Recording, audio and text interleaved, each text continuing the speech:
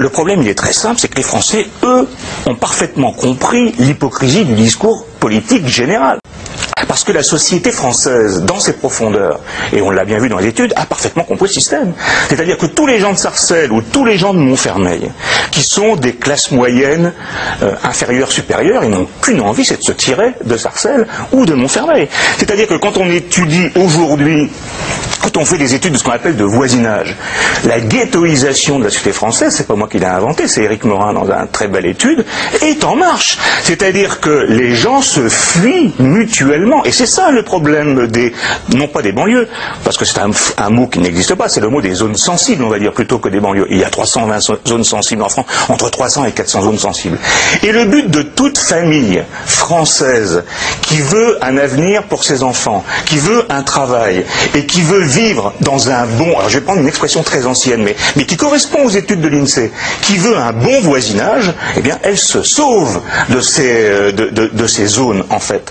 Et donc, toutes les mesures qu'on a essayé de prendre, genre ZEP, genre logement social, genre obligation de mixité, ça ne marche pas. Parce que vous pouvez très bien vouloir avoir envie de mixité, et si les gens ne veulent pas pour eux. Mais si les gens... Attendez, aujourd'hui, vous n'allez pas avoir des bobos socialistes parisiens décider d'aller habiter Sarcelles pour développer la politique de la ville et faire de la mixité. Donc, en général, d'ailleurs, ce sont les intellos de gauche qui proposent le plus la mixité sociale. Sauf que eux, ils ne sont pas dans les quartiers susdits. Mais la question, l'hypocrisie dont on a tous parlé, tant qu'on n'aura pas réglé le problème de l'immigration, tant qu'on n'aura pas résolu ces problèmes, on va avoir une accentuation, qui est déjà bien avancée, des processus de ghettoisation, c'est-à-dire que toutes les familles qui veulent, parce que l'idée de promotion, je disais tout à l'heure, aujourd'hui les familles sont obsédées, c'est ça l'anxiété de la société française. On est une société d'une anxiété folle, et l'anxiété c'est l'avenir de ses enfants. L'avenir, on ne pense qu'à ça, les Français ne pensent qu'à ça, à l'avenir de leurs enfants. Et donc l'avenir de leurs enfants passe par le fait qu'ils vont quitter la commune parce que les établissements scolaires sont, ils ont une réputation qui est désastreuse et ils vont fuir la commune, non pas parce qu'ils fuient le logement ou autre, ils fuient la commune pour assurer un meilleur avenir à leurs enfants.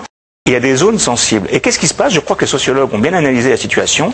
Il y a dans ce pays depuis 30 ans une volonté de tous les Français de faire de la ségrégation choisie.